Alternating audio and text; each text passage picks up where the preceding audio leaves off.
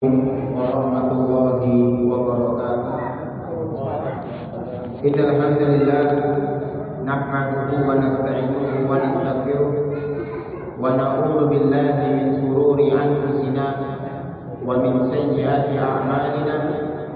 May yahdihillahu fala mudilla lahu wa may yudlil fala hadiya lahu.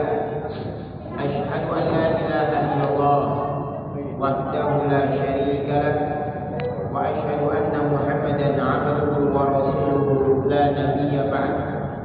Allahumma shalli wa sallim ala nabiyyina Muhammadin wa ala alihi wa ashabihi ajma'in. Amma ba'du. Para jemaah maghrib yang dirahmati Allah, kita melanjutkan dari kitab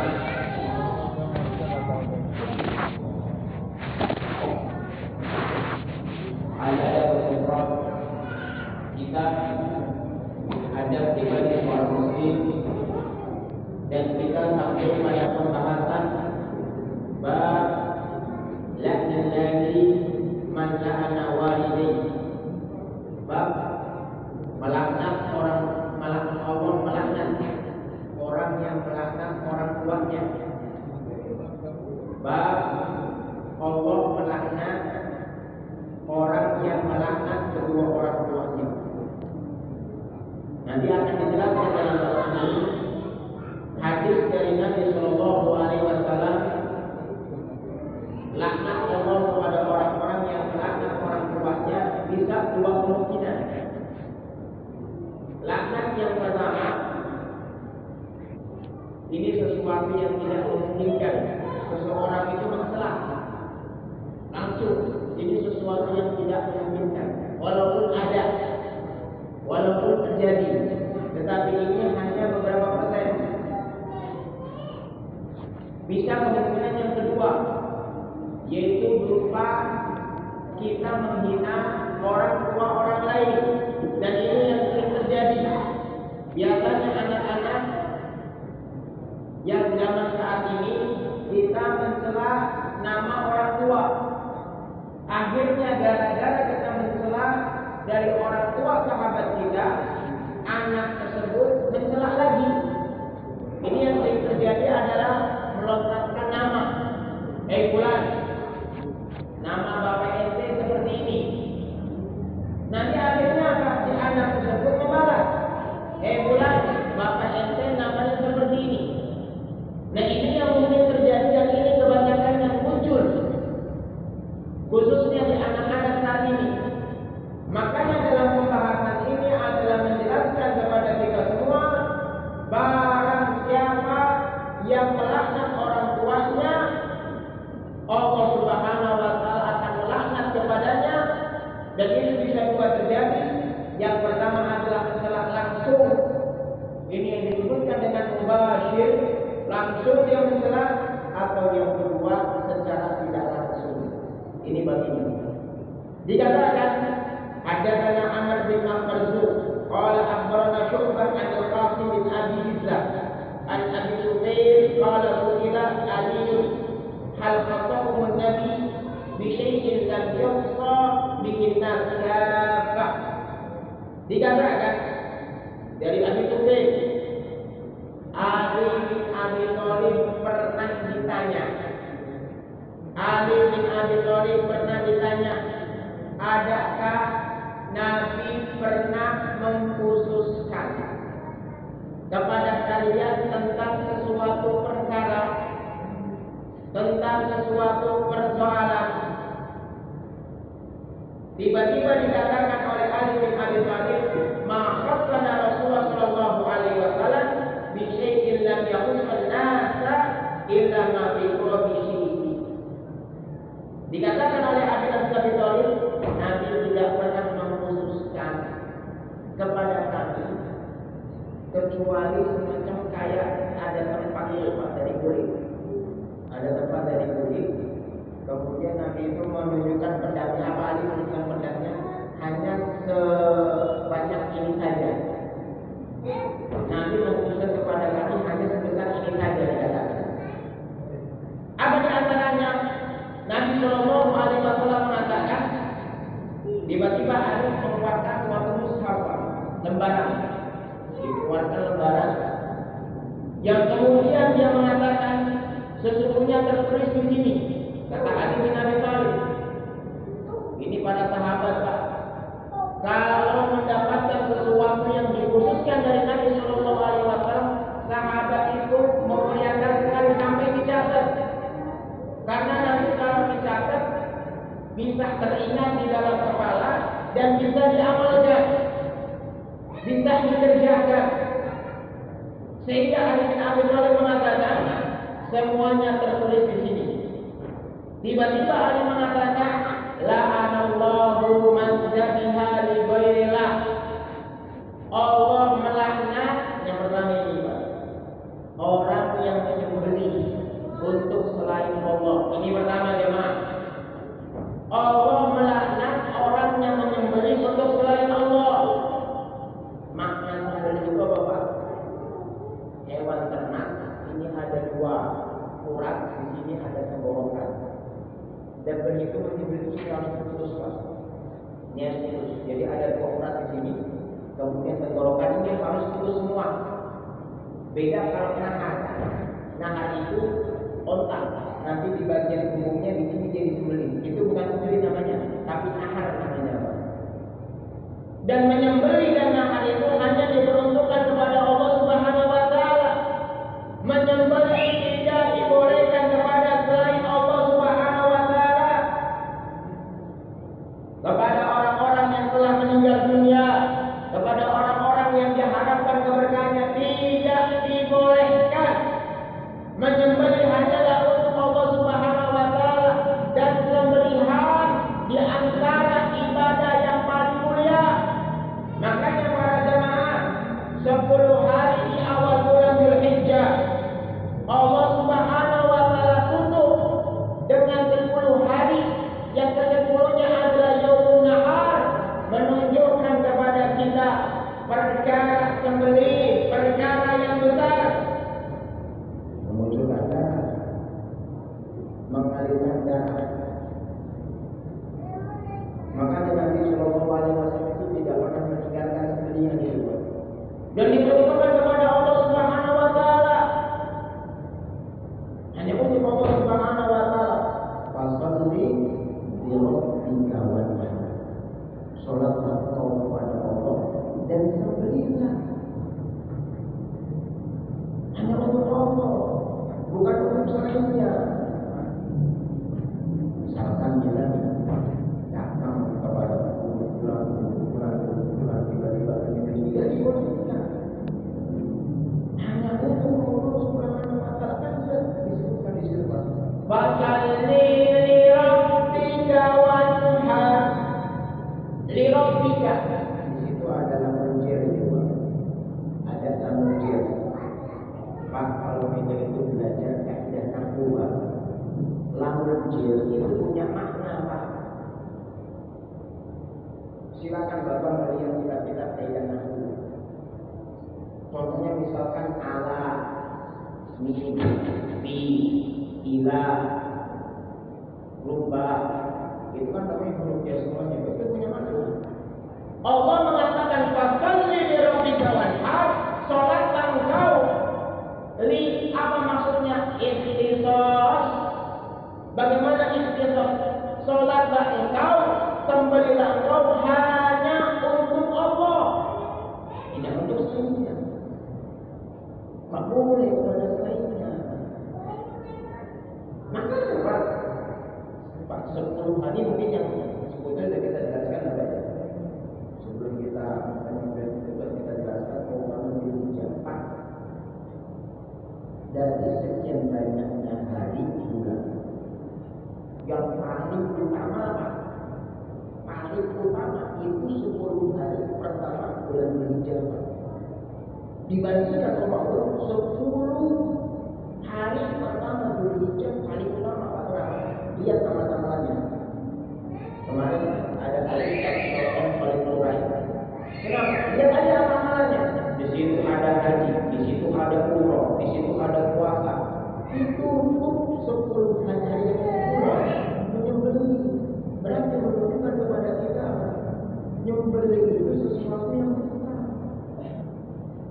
sesuatu yang agung, sesuatu yang mulia, dan tidak boleh sesuatu yang mulia yang besar diperuntukkan kepada selain Allah, tidak dibolehkan. Oleh sebab itu dalam hadis ini dikatakan Allah melaknat orang yang menyembelih kepada selain Allah Subhanahu wa taala. Ustaz, apa isi maknanya laknat? Maknanya laknat, Pak. Maknanya laknat itu menjauhi dari rahmat. Saya ulangi ini, Pak. Maknanya laknat itu menjauhi dari rahmatnya Allah. Jadi kalau kita sudah mengatakan laknat, berarti kita sudah menjauhi dia dari rahmat Allah. Berarti maknanya adalah Allah tidak akan merahmati orang yang memberi kepada selain Allah Subhanahu wa taala. Yang kedua, la'anallahu man sarqa manaral ardi. Allah melaknat orang yang merubah batas tanah. Ini walaupun hanya sejengkal, walaupun hanya beberapa meter, Allah melaknat orang yang merubah batas tanah. Makanya persoalan tanah, persoalan ukuran tanah, batasan tanah bukan persoalan yang mudah. Ini kadang-kadang Pak, yang kita tidak memperhatikan. Kita tinggal di komplek, ada di Madrid itu Pak, sampai ke jalan. Misalkan ini rumah kita, ada sekitar tanah, akhirnya apa? Dimandi sekali itu rumah kita, Pak, atau tanahnya. Ini bisa masuk ke dalam hadis ini, Pak, sampai dikatakan oleh Nabi Shallallahu Alaihi Wasallam, orang yang merubah batasan tanah akan dikarungi dengan bumi nanti pada saat Yaumul Qiyamah. Maka bukan persoalan yang mudah. Ada juga yang berubah surat, waliyahulillah, sampai berganda-ganda. Na'udzubillah min dzalik. Kita itu terobsesi dengan dunianya itu terlalu besar. Kita itu terobsesinya, ambisinya terhadap dunia terlalu besar. Akhirnya apa? Sampai terjatuh dalam perkara yang haram, yang bukan miliknya, akhirnya dimiliki sampai merubah batasan-batasan tanah. Dan ini banyak sekali di kita, sampai persoalan surat-surat pun dirubah-rubah. Bahkan tidak ada pertanggungjawaban lagi di hadapan Allah. Jangan bermain-main dengan Allah, hak orang lain. Jangan sekali-kali bermain-main dengan haknya Allah. Orang-orang sudah bermain dengan haknya orang lain, Pak. Wah, sampai kiamat itu dikejar, Pak. Ini yang kadang-kadang kita doa, Pak. Karena mungkin obsesinya terhadap dunia terlalu tinggi, ambisinya terhadap dunia itu terlalu besar. Akhirnya apa, Pak?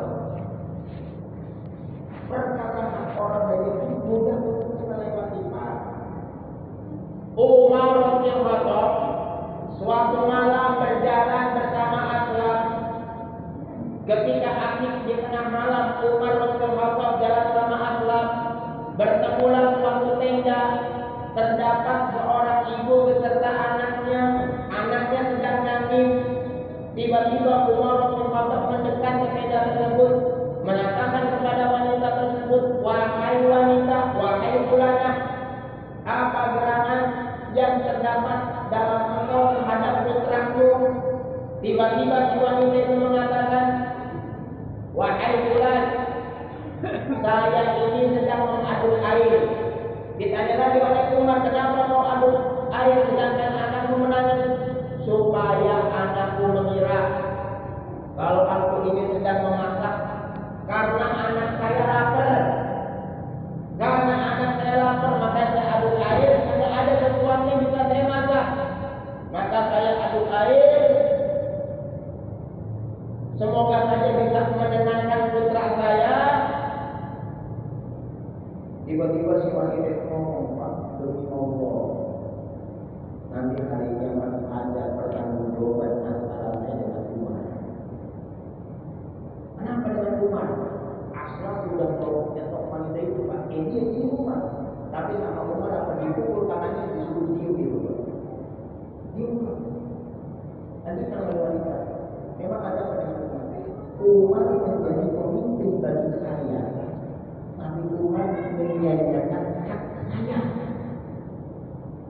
Umar menjadi pemimpin bagi saya. Tapi Umar itu banyak menyanyiakan hak saya. Saya rakyat banyak yang tidak diberikan haknya. Akhirnya Umar langsung ibrit pergi ke Baitul Mal. Ada gandum di sana dipikul oleh Umar. Kata Ashraf, Umar taruh aja gandum itu di atas pundak saya. Umar taruh aja gandum itu di pundak saya. Tiba-tiba kata Umar, wahai Ashraf, mau tidak kau gendong dosa-dosa saya pada hari kiamat nanti? Wahai Ashraf, mau tidak kau gendong dosa-dosa saya nanti di hari kiamat? Diam Ashraf. Akhirnya Umar gendong itu gandum sampai ke rumah si wanita tersebut yang kemudian diadu oleh Umar bin Khattab. Bukan persoalan yang mudah, orang yang berkaitan dengan hak orang lain, apalagi persoalan tanah.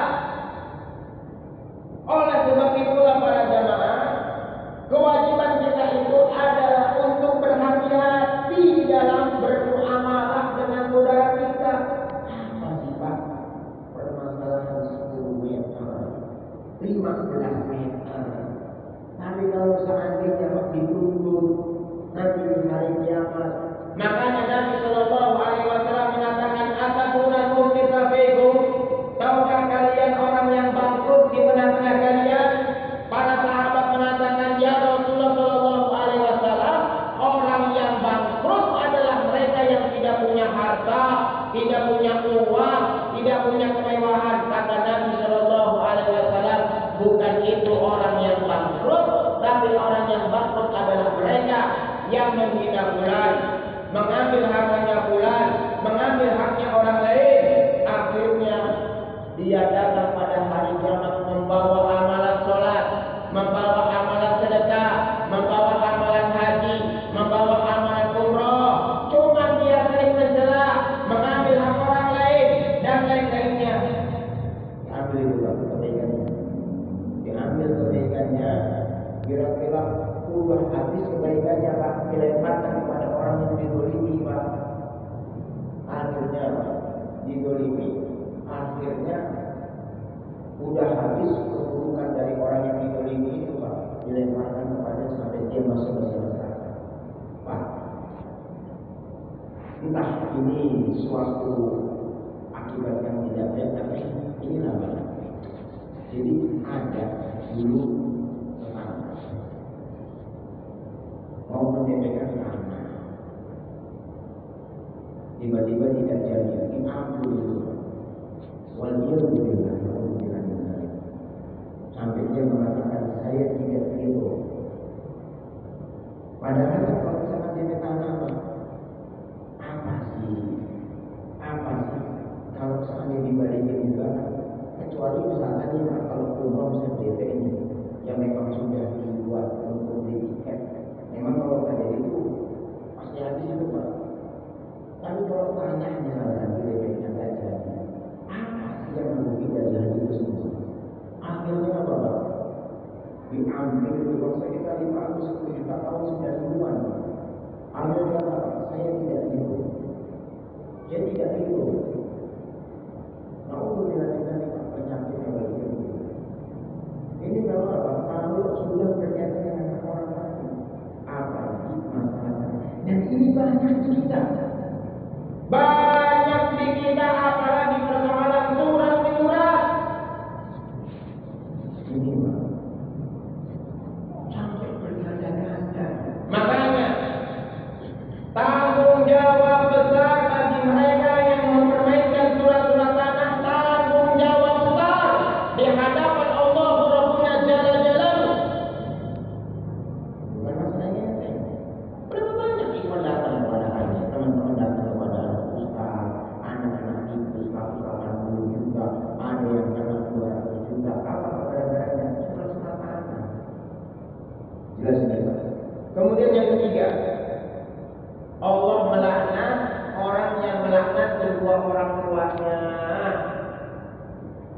Dikatakan di sini Pak, Allah melaknat orang yang melaknat kedua orang tuanya, laknat sharihan atau laknat ghairu mubashir, sawa'un la'anahu wa huwa bi lisanihi aw kana sababan fi lahnihima min ghairihi kama sayati fil hadits insyaallah. Maksudnya adalah laknat itu langsung. Tapi ini jelas sekali Pak kejadiannya. Kita menghina pelan-pelan, kita misalnya dasar sudah dasar bodoh. Langsung kita laknat ini, tapi mungkin sangat sedikit Pak. Jelas terjadi. Langsung laknat semua itu Pak. Penghinaan. Allah langsung itu Pak. Atau apa? Secara tidak langsung.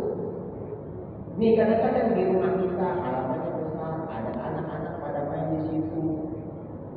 Akhirnya apalagi asiknya main, namanya anak-anak. Akhirnya apa? Berantem. Akhirnya berantem sampailah candaan kepada orang tua. Yang tadinya main bareng-bareng, tiba-tiba apa?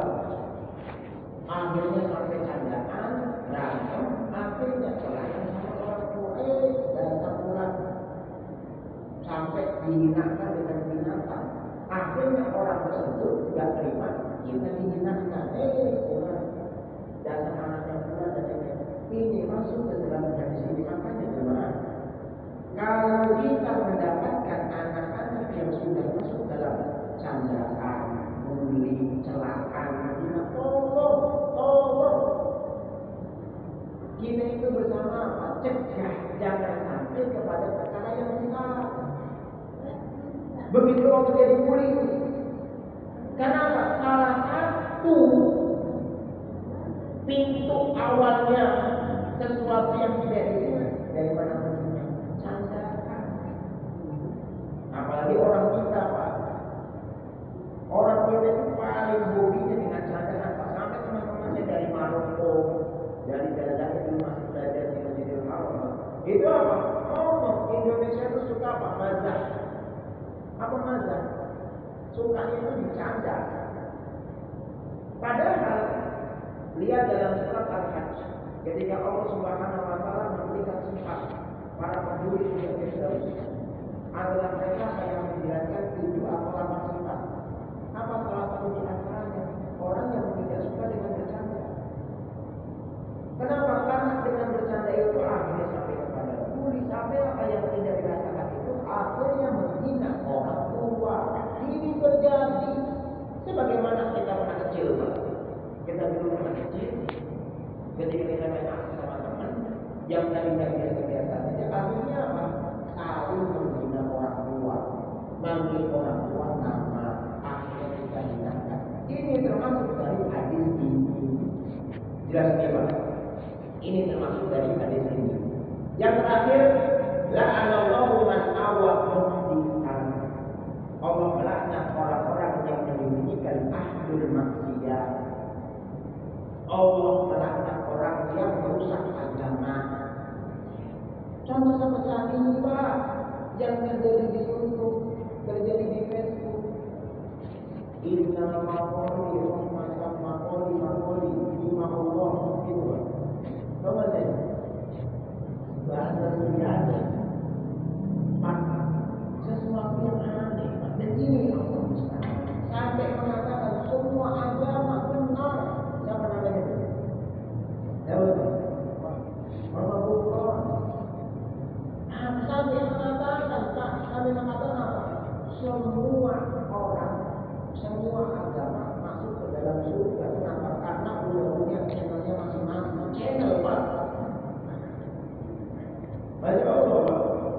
Coba kalau kita usaha, kita dagang channel ini surga Pak. Allah Subhanahu wa taala sudah mengutus para rasulnya, para anbiya sudah dijelaskan.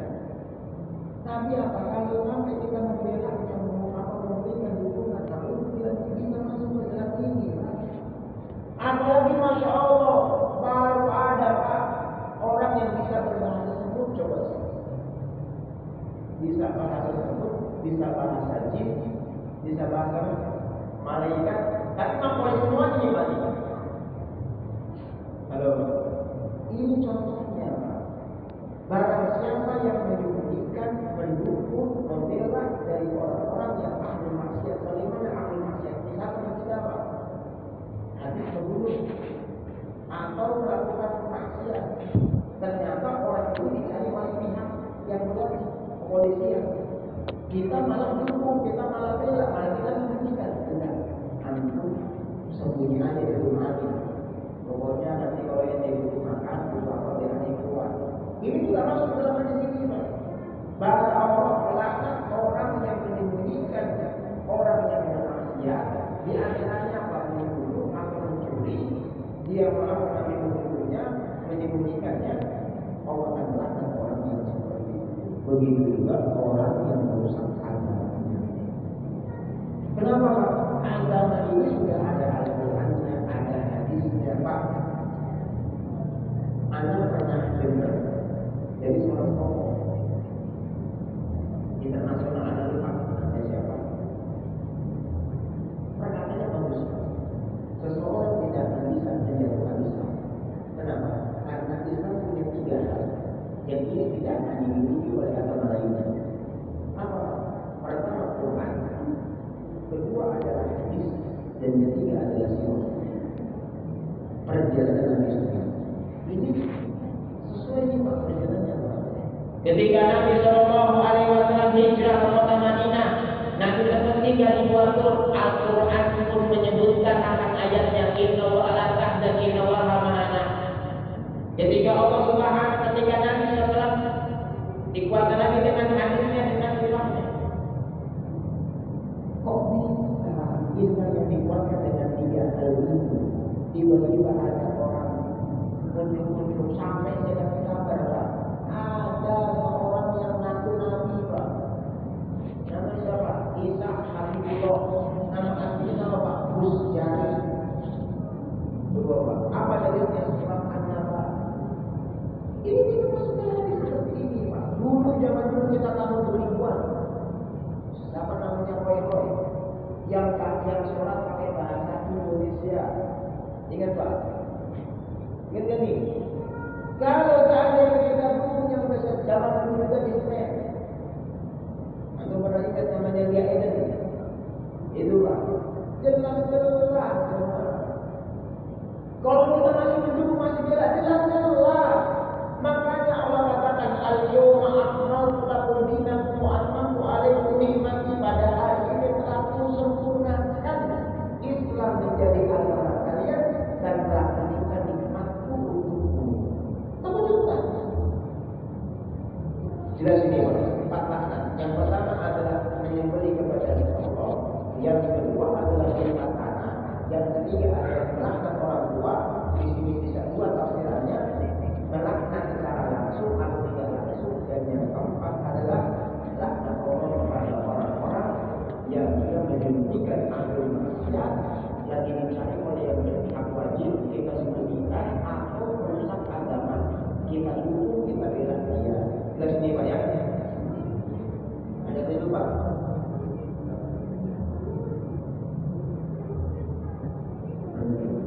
Belum. 15 menit lagi lah. 15. Ada belu, Pak, sebelum kita lanjutkan ke hadis berikutnya. Bab berbakti kepada orang tua selama ini tidak maksiat. Silakan, Pak, kalau ada pertanyaan dulu. Ada pertanyaan? Mau jawab? Selain yang 4 tadi, masih banyak kan orang yang mendapat laknat Allah gitu. Masih banyak? Masih banyak yang orang yang Nanti akan disebutkan lagi di pembahasan berikutnya. Cuma kalau Nabi sudah mengatakan itu, inilah perkara yang paling besar. Perkara yang paling besar. Ingat, Pak, bedakan antara dosa dengan dosa-dosa yang lainnya, Pak. Dosa itu jadi bertingkat-tingkat, Pak. Ada dosa yang paling besar, ada dosa yang hina. Apa bedanya? Dosa yang paling besar itu maksud sunnah Allah dan Rasul jelaskan. Contoh minum khamar, contoh melaknat haji, contoh membunuh. Itu langsung Allah ancam, aku maksudnya ancam. Berarti kalau itu sudah langsung, itu ada dosa yang paling besar. Walaupun nanti dosa yang paling besar akan dirinci lagi Pak. Ada yang menyebabkan kekal di api neraka, ada yang tidak kekal di api neraka. Contohnya apa? Menyebutkan Allah, syirik kepada Allah, dia akan kekal di api neraka. Tetapi seperti tadi, melaknat orang tua, merubah batas tanah, kemudian juga menyembunyikan amal maksiat, itu yang kekal di api neraka. Membunuh, minum khamr, itu kekal di api neraka. Apabila dia tidak bertobat sampai dia wafat, maka apa? Dikembalikan kepada Allah. Jika Allah mengampuni, akan diampuni. Jika Allah tidak mengampuni, akan di neraka, tetapi tidak kekal. Nah ini beda dengan orang-orang Khawarij, orang-orang kafir yang sudah mengkafirkan ini Pak. Nah, ini makanya hati-hati Pak. Kalau kita dapat orang yang masuk kafir ini mengatakan minum khamr, membunuh dan lainnya, kekal di api neraka. Jadi dosa kita tidak Pak. Tapi kita juga jangan menang-menang nih. Dosa kecil, dosa besar. Ini dosa kecil misalkan seperti apa Pak? Memandang wanita yang bukan mahramnya, auratnya, dosa kecil. Jangan juga kita meremehkan. Ingat Pak, sesuatu yang besar itu dari kerikil kecil yang dikumpulkan. Ingat tidak? Bunuh itu berasal dari kerikil yang berkumpul menjadi besar, menjadi gunung. Paham ini Pak? Sehingga apa yang dijelaskan ini adalah dosa besar. Jelas ya? Walaupun nanti akan ada lagi, makanya Pak, penting Pak, dan ini katakan oleh Abdul Razak, penting Pak. Para bapak dalam seumur hidup membacakan kitab Al-Kabair miliknya Imam Al-Ghazali. Itu penting Pak. Di kitab itu akan dirinci dosa-dosa besar, seperti tadi membunuh. Contohnya dosa besar membunuh Pak. Ini yang di tempat itu, wah gampang masalah nyawa Pak. Dulu ketika anak baru pulang dari Saudi tahun 2015 sampai 16, jadi anak itu dulu dengan anak-anak muda. Jangan salah, jangan salah. Nah, untuk bilang misalnya dia di Facebook tulis, ingat ML-nya nyawa ML Maya, nanti cuma dihukum 50 miliar. Akhirnya benar Pak. Karena dia bukan perempuan, ditotok sini pakai mati baru di sini. Ini yang persoalan kita masalah darah itu nggak boleh. Makanya penting Pak baca buku Al-Kabair miliknya Imam Al-Ghazali itu penting Pak. Kenapa? Dikatakan sampai Syekh Abdul Razak mengatakan seumur hidup sekali aja baca buku itu. Kenapa? Kita nggak bermain-main dengan dosa besar. Pak, anak ketika masih belajar di Masjid Al-Haram, 2 kali kejadian terlambat. Pertama, anak setelah mengikuti kajian Syekh Abdul Razak, anak berjalan di jalan Ismail. Dulu di Ismail itu kan banyak pemukiman, kalau sekarang sudah hancur. Mengenai rumah untuk sama sudah hancur. Anak itu udah Pak berantem, udah ini botol dipecahin Pak. Apa kata datang sama Pak Roti? Ayo bunuh. Pemuda itu nggak berani Pak, nggak berani. Kenapa? Masalah dari itu bukan masalah yang mudah, bukan masalah yang gampang. Orang katanya apa penjual pulau itu bunuh. Akhirnya cuma gini-gini doang Pak. Kemudian apa? Anak sore berantem. Udah boleh gis Pak, udah boleh gis. Apa katanya bunuh? Nggak berani. Kenapa? Persoalan darah bukan masalah yang mudah. Tapi kalau di kita cuma gara-gara kaki, cuma gara-gara masalah sepele, bully, penghinaan, sampai akhirnya pada bukan nyawa. Makanya penting bagi kita membaca bukunya Imam Al-Ghazali supaya kita tahu persoalan darah, dosa-dosa besar, hak orang lain itu tidak akan berhenti di dunia, sampai di akhirat akan dikejar. Makanya Utsman bin Affan antum lihat dalam kitab Mukhtasar Al-Bidayah wa Nihayah miliknya Al-Imam Al-Ghazali. Apa dikatakan? Makanya sampai pembantaian terhadap Utsman bin Affan, lebih Utsman bin Affan meninggal dalam kondisi puasa hari Kamis 13 hari. sampai Rasulullah SAW mengatakan kepada Utsman, untuk tidak sahabat-sahabat kalian kumpulkan untuk menjaga kawal Utsman bin Affan. Kata Utsman tidak begitu. Akhirnya Bapak pemberontak naik ke atas rumah Utsman. Akhirnya Pak Utsman sampai beberapa cincangan masalah darah. Makanya dalam surat Az-Zumar atau dalam surat apa? Nanti diceritakan oleh para ulama sampai darah Utsman nanti akan dipertanggungjawabkan di hadapan Allah Subhanahu wa taala. Bukan persoalan yang gampang.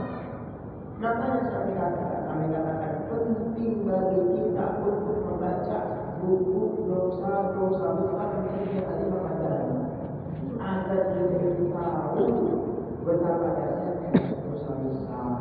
Khususnya di kita ini banyak yang terkena masalah orang lain, masalah harta, masalah darah, masalah tanah, masalah kedudukan yang lainnya. Kita mudah untuk mencatatkan dalam masalah orang lain.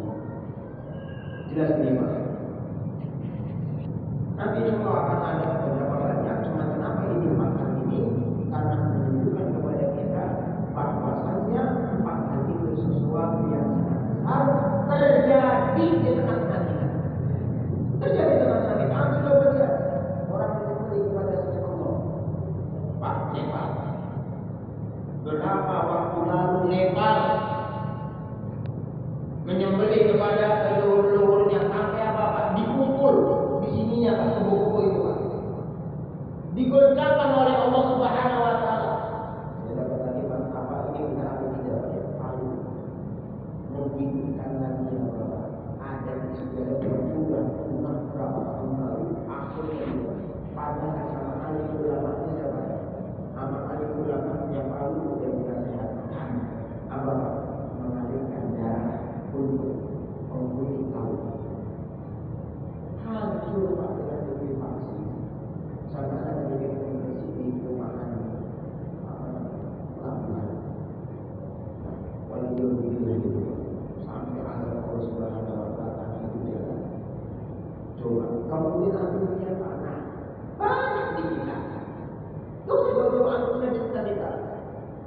Naudzubillah dari orang itu gampang merubah tanah, menambah AJB dirubah, sertifikat dirubah, walaupun antum lihat lagi menghina orang tua. Jangankan tadi bersama masyarakat, anak zaman sekarang menghina ibunya depan mata aneh Pak, bego lu. Kalau kepada orang tuanya Pak, melihat kita.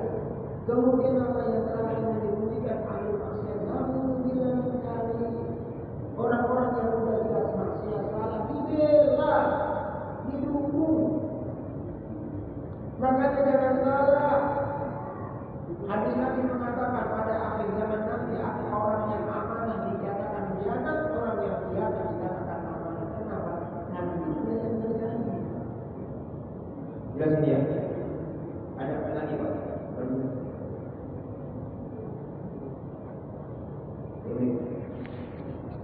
Ini kita bisa soal Bapak ada lagi Pak.